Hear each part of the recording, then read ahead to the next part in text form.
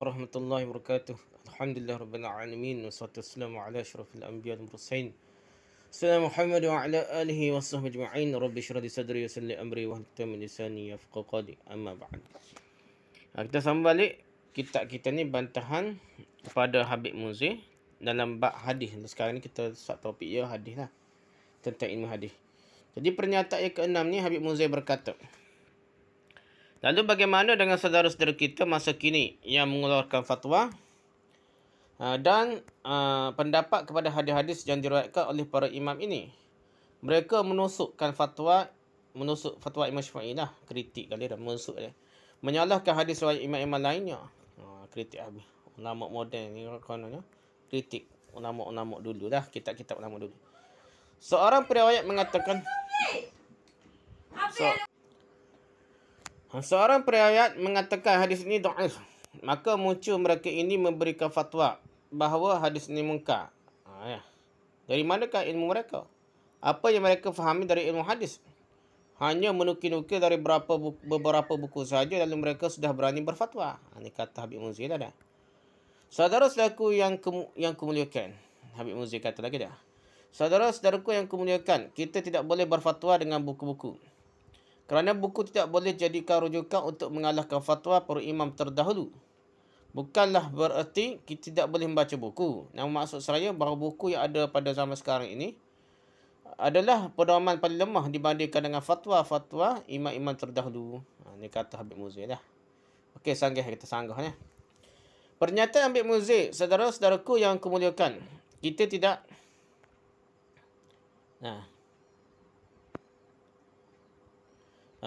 saudara-saudaraku yang kemuliakan, kita tidak boleh berfatwa dengan buku-buku. Kerana buku tidak boleh jadikan rujukan untuk mengalahkan fatwa para imam terdahulu. Bukanlah bererti kita tidak boleh membaca buku. Namun maksud saya bahawa buku yang ada pada zaman sekarang ini adalah pedoman yang paling lemah dibandingkan dengan fatwa-fatwa imam-imam terdahulu. Itu kata Habib Munzir. Pertama dah. Jadi kita jawabnya pertama. Ini adalah pernyataan yang sangat berbahaya kerana menimbulkan keraguan terhadap buku-buku yang ada di zaman sekarang ini. Ilmu-ilmu yang ada zaman sekarang ini. Buku dulu juga dah. Kalau ada orang moden, okey, kitab-kitab dulu juga. Mesti pendapat baru dia ni. Dan hal ini tentunya akan meninggalkan keraguan terhadap agama seluruhnya. Kerana untuk mempelajari agama di zaman sekarang ini melalui buku-buku yang ada dah. Kitab-kitab yang ada tu daripada zaman dulu pun. Sampai lah ni pun kitab ada lah ni tu daripada kitab zaman dulu dah. Lepas tu dicetak baru pula dah. Tahqiq ke apa. Kitab lah ni pun walaupun kitab sekarang. Tapi daripada kitab dulu je juga. Kalau kita tak cari hak zaman moden yang hak lebih. Kalau kira lebih ilmiah lah. Ia bandingkan manuskrip sekian ada. Ia tahqiq pula. Lebih dipercayai. Tapi ia kata tak boleh caja buku zaman lah ni. Yang kedua, ada beberapa pertanyaan yang saya tanyakan pada Habib Munzir dan ini adalah sanggahan dengan pertanyaan lah. Pertama sanggahan lah. Jika buku-buku agama yang digunakan untuk mengkritik fatwa-fatwa imam-imam dahulu tidak boleh jadikan pedoman, lantas bagaimana cara kaum mukminin belajar agama? Apakah mesti dengan sistem sanad yang digambar-gemburkan oleh para pendukung Habib Munzir? Kritik tak boleh anisa ilmu dah. Kritik. Padahal kritik pun banding pendapat ulama. Bukanlah kritik bodoh gitu. Kritik pun ada kaedah dia. Jadi kalau kita ulama moden yang ambil pendapat ulama dulu pun ada khilaf dah. Jadi ulama dulu kadang-kadang yang ambil hujah pendapat ni, menguatkan pendapat ni bukanlah pendapat baru pula. Kalau memang pendapat dulu lagi khilaf tu . Jadi tengok hujah . Pandangan ulama ni banyak, tengok hujah. Itu biasa dari segi pengajian. Cuma masalah ni sistem sanad setengah ni dok suhu kata ya ada ijazah, nak suruh ijazah lah. Ijazah amal, ijazah apa. Sedangkan keadaan ijazah tu dia tidak sahih, palsu. Dusta atas nama agama dah. Ijazah minum kopi pun ada dah. Ijazah pakai subek, ijazah macam-macam dah.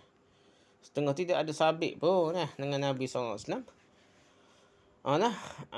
Jadi kita nak kata benda tu lebih penting daripada hujah dalam kitab-kitab yang diturun-temurunkan oleh ulama-ulama ni dah. Ada sistem asbab dah. Sanad-sanad asbab ni. Sanad kitab. Bukan sanad amalan dah. Sanad kitab. Yang turun-temurun tu lebih kuat berbanding sanad amalan ni. So amalan ni kadang-kadang tak dibagi laga apa dah. Rekod Imam Syiah bagi pun ada bercampur bau lah. Bukankah fatwa-fatwa imam tersebut juga termaktub dan terdapat dalam buku-buku lah? Ya, fatwa imam dahulu kita nak tahu fatwa Imam Syafi'i pun dalam kitab Al-Umu, kitab-kitab anak-anak murid dia dah. Jadi kita tak boleh kata tak boleh pakai kitab. Nah, kitab sekarang pun kitab dulu juga. Dia tahqiq lebih cantik lagi tu. Ataukah Habib Muzin mendapatkan fatwa-fatwa tersebut tidak melalui buku-buku sekarang ni? Jika tidak melalui buku-buku, lantas dari manakah nak tahu pendapat ulama dulu? Melalui sanad guru saja. Nah. Jika ternyata fatwa-fatwa tersebut dinukil dari buku-buku, lantas bukankah buku-buku tersebut juga tidak boleh menjadi pedoman? Buku hak kita ada sekarang ni, tahqiq ke apa. Tak boleh pakai lah. Kalau ikut Habib Muzin lah. Pakai Tok Gorio lah, cerita hak kat karut lah. Manis apa, macam-macam lah. Ketiga, Habib sendiri menyisihi metod yang dia canangkan sendiri. Bukankah Habib Muzin tak kala membolehkan beristighosah kepada mayat? Juga berpedoman kepada buku-buku zaman sekarang. Dia pun rujuk buku zaman sekarang yang ada. Demikian pula bukankah Habib Muzin tak kala membolehkan membangunkan kuburan di masjid, juga berpedoman dengan fatwa Imam Syafi'i yang terdapat dalam buku Faidul Qadir. Ya, salah terjemah lah ya. Padahal tidak dah. Lihat kembali dah kalau kita bahas kembali. Yang lebih parah, ternyata Habib Muzin salah menukilkannya dan akhirnya terjerumus dalam Al-Quran. Padahal Imam Syafi'i tak kata gitu dah. Dia salah nukil. Jadi ternyatalah bukan bukunya yang keliru, akan tetapi Habib Muzin yang salah menukilkan dari buku tersebut sebenarnya nah. Atau mungkin saja Habib Muzin menukil dari buku Faidul Qadir dalam cetakan lain yang tidak diragukan, dan bukan cetakan zaman sekarang yang tidak boleh jadikan pedoman. Gitu dah. Okey, pernyataan yang ketujuh Habib Muzin dalam ilmu hadis yang kita nak sangguh kita nak kritik dah. Habib Muzin berkata dah, sedangkan Imam Ahmad bin Hanbal ini hafal 1 juta hadis. Lalu berapa luas pemahaman si penterjemah dan atau pensyarah yang ingin menterjemahkan kulasan ilmu Imam Ahmad dalam terjemahannya. Nah, luas tak mana ilmu orang lain banding dengan Imam Ahmad ni. Nak terjemuh tak mana pun nak faham kalam Imam Ahmad. Bagaimana tidak, sungguh sudah sangat banyak hadis-hadis yang sirna yang hilang masa kini. Bila kita melihat satu contoh kecil saja bahawa Imam Ahmad bin Hanbal hafal 1 juta hadis. Lalu ke manakah hadis-hadis itu lah? Imam Ahmad bin Hanbal dalam musnad hadisnya hanya tertuliskan hingga hadis nombor 27,988 hadis. Dah. 27,988 hadis. Maka kira-kira 970,000 hadis yang dihafalnya itu tidak sempat dituliskannya. Dia kata gitu dah. Dia kata dia tidak gitu sebenarnya. Lalu bagaimana dengan ratusan imam dan hufaz lainnya? Lalu logika kita, berapa juta hadis yang sirna tak sempat tertuliskan? Kesimpulan dari pernyataan Habib Muzin ini ialah Imam Ahmad menghafal 1 juta hadis, dan yang termaktub dalam musnad Imam Ahmad hanya 27,988 hadis. Jadi ada sekitar 970,000 hadis yang tidak sempat ditulis oleh Imam Ahmad. Imam Ahmad tak sempat tulis, kata dia. Selain Imam Ahmad, masih ada imam-imam hufaz yang lainnya yang juga hafalannya banyak, sehingga kesimpulannya berarti ada jutaan hadis yang hilang sirna dah, dan tidak sempat tertuliskan. Sanggahan kita sanggah pendapatnya. Sanggahan dari pernyataan Habib Muzin ini dari dua sisi. Pertama, maksud dari Imam Ahmad menghafal 1 juta hadis bukanlah maksudnya beliau menghafal 1 juta matan hadis dengan 1 juta sanad. Bukan gitu dah. Allah kata, bukan Imam Ahmad berkata, anu murid orang lepas tu kata dia hafal 1 juta hadis. Dan 1 juta hadis tu, adakah 1 juta hadis anak suku, 1 juta hafal hadis pun suku, gitu kan tak? Banyak benar dia kecek dah. Para ulama telah menjelaskan bahawa maksud dari hafalan Imam Ahmad 1 juta hadis adalah disertai dengan pengulangan dan jalan-jalan hadisnya. Kerana boleh jadi satu matan hadis memiliki banyak jalan periwayatannya. Jika satu matan teks hadis memiliki 10 jalur periwayatan, maka mereka menganggapnya 10 hadis yang berasing. Seolah 10 hadis berasing. Pada hadis matan serupa je tak? Bahkan terkadang satu hadis memiliki 100 atau lebih jalur periwayatannya. Satu hadis, kalau 20,000 ni, kalau 30,000 jarak 100. So hadis tu ada 100 jalan. Dia boleh jadi berapa dah? 3 juta je lah. Kalau 20,000 jarak 10, 200,000 je. Kalau 30, 300,000 kita nak. Kita dah 100, 3 juta lah. Gitu dah. Jadi ada kemungkinan lah. Jadi satu hadis tu banyak rawi-rawi je dah. Hadis yang sama tapi perawi-perawi yang macam-macam. Oleh kerananya diriwayatkan juga bahawasanya Imam Bukhari menghafal 100,000 hadis sahih. Dan maksudnya adalah dengan pengulangan serta jalan-jalan hadisnya. Kalau kata 100,000 hadis sahih pun, maksudnya hadis mata tu, tapi sanad perawi pun termasuk hadis yang sama dah. Kalau ada hadis mata yang sama, ada 100 perawi, jalan perawi je. Ada 100, ada 10 pun. Bermaksud ada 10 hadis yang kira anggap 10 ataupun 100 hadis lah. Sedangkan mata yang sama, mata hadisnya. Berkata Hafiz Al-Iraqi, wa fihi ma fihi liqalil ju'fi ahfazu minhu 10,000 wa 'allahu arada bitakrar laha wa mawqufin wa fil Bukhari. Perkataan Imam Al-Ju'fi, iaitu Imam Bukhari. Imam Ju'fi ni gelar juga kepada Imam Bukhari. Imam Al-Ju'fi, aku menghafal dari hadis sahih 100,000 hadis. Dan mungkin saja maksud Imam Bukhari adalah dengan pengulangan dan juga termasuk asar-asar mauquf, termasuk kata-kata yang bukan kata-kata Nabi, kata-kata sahabat dah. Lihat Al-Fiyah Al-Iraqi, itu maksud Imam Bukhari 100,000 hadis. Dah sini tak sebut hadis sahih, ada 100,000 sahaja. Al-Hafiz As-Sakhawi Asy-Syafi'i tak kala mensyarahkan perkataan Al-Iraqi ini berkata, arada bulughul adad al-mazkur bitikrar laha wa mawqufun, yani ba'dul mukarrar awal mawquf. Kaza atharu as-sahabah wat tabi'in wa ghairihim wa fatawihim mimma kana as-salaf yatluquna ala kulluhu hadisan. Wa hina idzin yashulu al-khatab farubba haditsun lahu mi'atu tariqun fa aksar. Wa hadha haditsun al-amal bin niyat naqala ma'a ma fihi 'anil hafiz Abi. Maksud Imam Bukhari tercapainya bilangan tersebut dengan 100,000 hadis sahih dengan menghitung pula hadis-hadis yang berulang dan juga menghitung hadis-hadis yang mauquf dan juga asar-asar para sahabat atau para tabi'in dan selain mereka serta fatwa-fatwa mereka, kerana para salaf mereka menyebut seluruhnya, yakni hadis marfu', hadis mauquf dan asar sahabat dengan nama hadis belaka zaman dulu. Kata-kata sahabat termasuk hadis lagi. Dan dengan demikian mudah perkaranya, kerana bila jadi satu hadis memiliki 100 jalan atau lebih. Logik lah. Kalau ada 100 jalan, hadis 100. Kalau 1,000 kat 100,000 dah hadisnya. Tak pelik lah. Imam Bukhari kata 100,000 hadis apa dah. Ismail Ansari Ar-Rahawi annahu katabahu min hadis 700 min ashabi riwayat Yahya bin Sa'ad Al-Ansari. Wa qala Ismaili aqiba qaul al-Bukhari wa ma taraktu min as-sahih akthar ma nassahu law akhraja kull hadithin 'indahu li jam'i fil bab wal wahid hadithan jama'atan min as-sahabah wal zakarat turuq kull wahid minhum idza asah. Qala al-Jawzaqi innahu istakhraja 'ala ahadith as-sahihain fa kanat iddatuhu 25,000 tariqan wa 408 tariqan.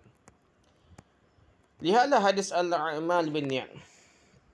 Telah dinukilkan dari Al-Hafiz Abu Ismail Ansari Al-Harawi bahwasanya ia telah menulis hadis ini dari 700 para perawi yang meriwayatkan dari Yahya bin Sa'id Al-Ansari.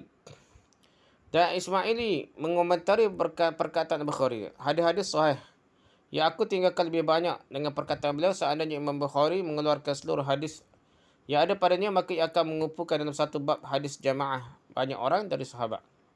Dan Imam Bukhari akan menyebutkan jalan-jalan periwayatan dari masing-masing sahabat tersebut jika sahihnya.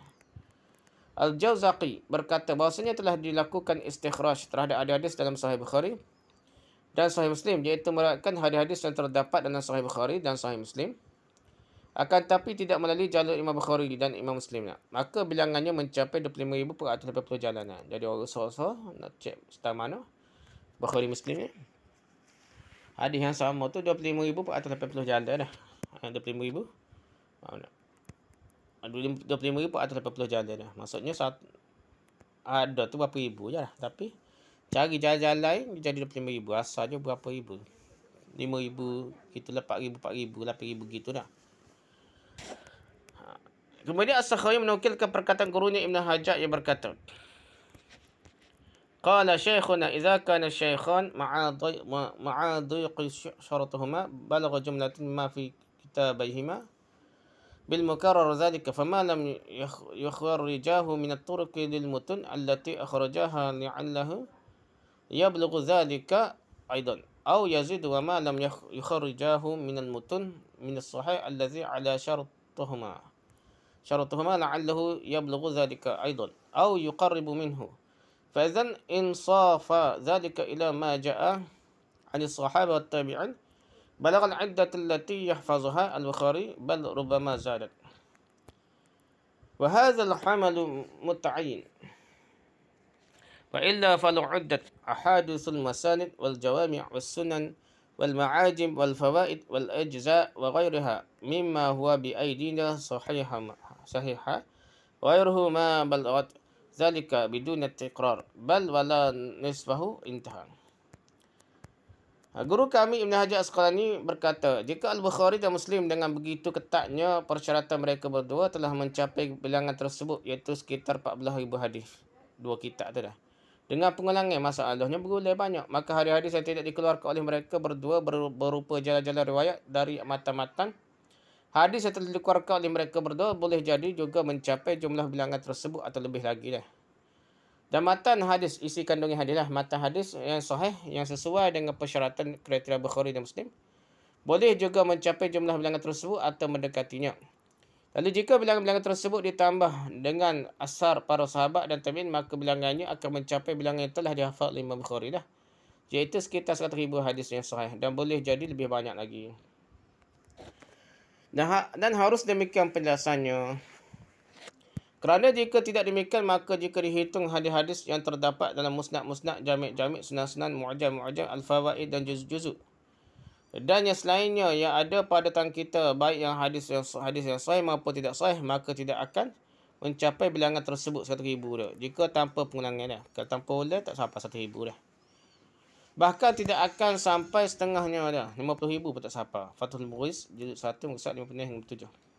Demikianlah penjelasan yang sangat gamblang, yang sangat mudah lah dari Al-Hafiz Ibn Hajar Asqalani Asy-Syafi'i. Oleh kerananya janganlah sampai seorang berfikir bahawa jika Imam Bukhari menghafal 100 hadis sahih, padahal jumlah hadis-hadis dalam Sahih Bukhari disertai pengulangan adalah sekitar 7,000.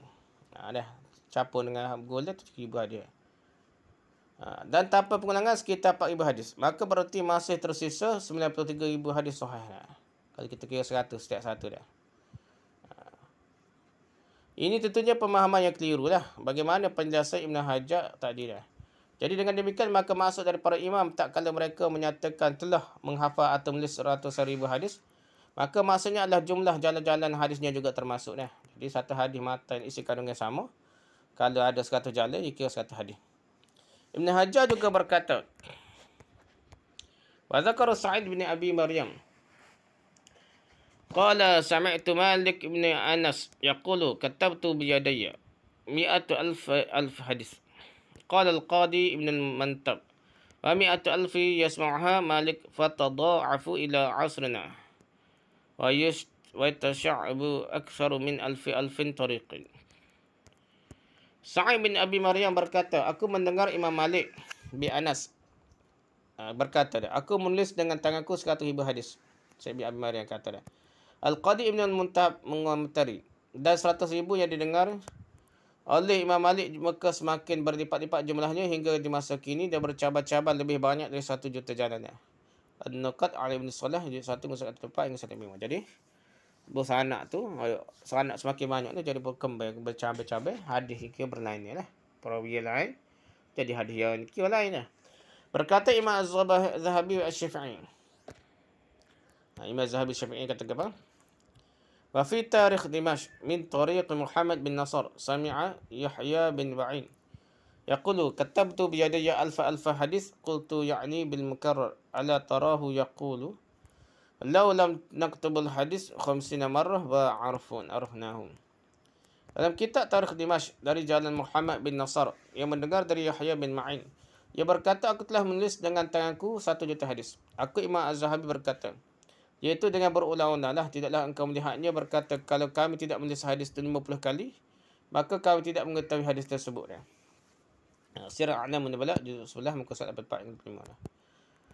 Dia kira gitulah. Dia kira berulang sebut boleh ke apa, kira hadis belanja. Pada hadis sama dah. Sebab isi kandungnya itu sama dah. Tapi matanya berbeza. Kedua, pernyataan logik Habib Muzir bahawasanya ada jutaan hadis yang sirna yang hilang. Maka ini boleh menimbulkan keraguan pada kaum muslimin akan kesempurnaan Islam dan penjagaan Allah terhadap Islam. Ini hujah-hujah pokok sufi dah. Jadi dia kata hadis ni hilang. Kalau Imam Syafi'i dalam kitab ada, maksudnya ada hadis lain. Jadi orang hak rekod hadis pelik-pelik. Hadis kopi kau apa mungkin Nabi tak sempat ulama sipil kata dah. Jadi tu hadis sahih juga. Jadi hadis palsu ni tak ada lah bagi mereka dah, semua mungkin hadis sahih. Mungkin Nabi tak ada dalam kitab tapi hilang sementara dah. Kerana hal ini melazimkan bahawa ada hadis-hadis tentang amalan-amalan dan penjelasan-penjelasan tentang Islam yang telah hilangnya. Kalau hadis-hadis yang ada di buku-buku hadis seluruhnya tanpa perulangan tidak sampai 50,000 hadis. Sebagaimana penjelasan Ibn Hajar tadi.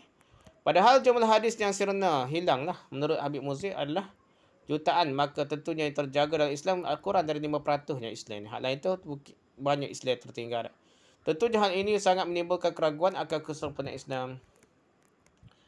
Dan yang benar adalah bahawasanya seluruh hadis-hadis Nabi SAW yang sahih pasti sampai pada kita dan terjaga. Ni jaminan Allah ni. Allah akan jaga hadis Al-Quran daripada penjelasan Al-Quran dan hadis-hadis yang menerangkan tentang isi kandungan Allah akan jaga dah. Tidak ada satu hadis sahih pun yang hilang dan sirna tidak sebagaimana persakan Habib Muzir. Hal ini dijelaskan dari 3 sisi pendalilan. Pendalilan pertama, kita diperintahkan oleh Allah untuk mentadabbur, memahami atau mengamalkan Al-Quran. Dan Allah telah menjelaskan kepada kita bahawasanya Allah SWT telah menyerahkan penjelasan dan praktik isi kandungan Al-Quran pada Nabi Muhammad sallallahu alaihi wasallam, Nabi Juhura maksud Al-Quran. Allah Ta'ala firman, "Wa anzalna ilaika dzikra litubayyana lin-nasi ma nuzila ilaihim wa la'allahum yatafakkarun." Dan kami turunkan padamu Al-Quran agar kamu menerangkan pada umat manusia apa yang telah diturunkan pada mereka dan supaya mereka memikirkannya. Surah An-Nahl ayat 44. "Wa ma anzalna 'alaikal kitaba illa litubayyana lahumul ladzi ikhtalafu fihi wa hudan wa rahmatan liqaumin yu'minun." Dan kami tidak menurunkan padamu Alkitab Al-Quran ini melainkan agar kamu dapat menjelaskan kepada mereka apa yang mereka persisihkan itu dan menjadi petunjuk dan rahmat bagi kaum yang beriman. Surah An-Nahl ayat 44. Kerananya penjagaan Allah kepada Al-Quran melazimkan, memastikan, mewajibkan penjagaan Allah terhadap hadis-hadis Nabi SAW yang merupakan penjelasan bagi Al-Quran. Dan penjagaan Al-Quran mencakupi penjagaan terhadap lafaz-lafaz hadis, zahir ucapan hadis dan juga penjelasannya melalui hadis-hadis Nabi yang sahih. Jadi Al-Quran ni jaga Quran dengan jaga hadis juga. Pendalilan kedua, dalam banyak ayat Allah memerintahkan kita untuk taat pada Nabi Muhammad SAW. Di antaranya firman Allah, "Ya ayyuhallazina amanu atti'ullaha wa atti'ur rasul." Hai orang beriman, taatilah Allah dan taatilah Rasulnya. Surah An-Nisa ayat 59. "May yuti'ir rasul faqad ata'a Allah." Barang siapa yang mentaati Rasul kita, sungguhnya itulah mentaati Allah. Surah An-Nisa ayat 40. Dan Allah memerintah kita untuk kembali kepada Al-Quran dan sunnah Nabi SAW tak kala terjadi perselisihan. "Fa in tanaza'tum fi syai'in farudduhu ila Allah wa rasul in kuntum tu'minuna billahi wal yawmil akhir." Kemudian jika kamu berlain pendapat tentang sesuatu, maka kembalikan ia kepada Allah, jadi Al-Quran dan Rasulnya, sunnahnya. Jika kamu benar-benar beriman kepada Allah dan hari kemudian. Surah Nisa ayat 9. Ada masalah ke apa, kena rujuk kembali pada hadis lah. Allah merintah kita untuk meladani Nabi SAW. "Laqad kana lakum fi Rasulillahi uswatun hasanah liman kana yarjullaha wal yawmal akhir wa dzakarallaha katsiran." Sesungguhnya telah ada pada diri Rasulullah SAW suri teladan yang baik bagimu, iaitu bagi orang-orang yang mengharapkan rahmat Allah dan kedatangan hari kiamat. Dan dia banyak menyebutkan Allah. Surah Al-Ahzab ayat 91. Lantas bagaimana kita boleh melaksanakan perintah-perintah Allah ini jika kemudian Allah tidak menjaga hadis-hadis Nabi SAW? Kalau kita meyakini ada hadis-hadis, apalagi berjuta-juta hadis yang hilang, maka berarti Allah telah membeban kepada kita apa yang tidak mungkin boleh kita laksanakan. Tak logik kita nak buat dah. Kalau berjuta-juta hadis hilang dan yang tersisa hanya 50,000 hadis, lantas bagaimana kita boleh meneladani Nabi? Bagaimana kita dah boleh merujuk pada sunnah tak kala bersisih? Bagaimana kita boleh menghindari larangan Nabi? Oleh kerananya pengeraguan akan terjaganya hadis-hadis Nabi SAW mengantarkan pada pengeraguan terhadap Al-Quran. Ya. Kat mana kita ni? Aduh, teh ni. Sekat ni dulu tak. Ibn Hazm rahimahullah berkata, wallahu a'lam, subhanakallah bihamdika, subhanaka asyhadu an la ilaha illa anta, astaghfiruka wa atubu ilaik. Assalamualaikum warahmatullahi wabarakatuh.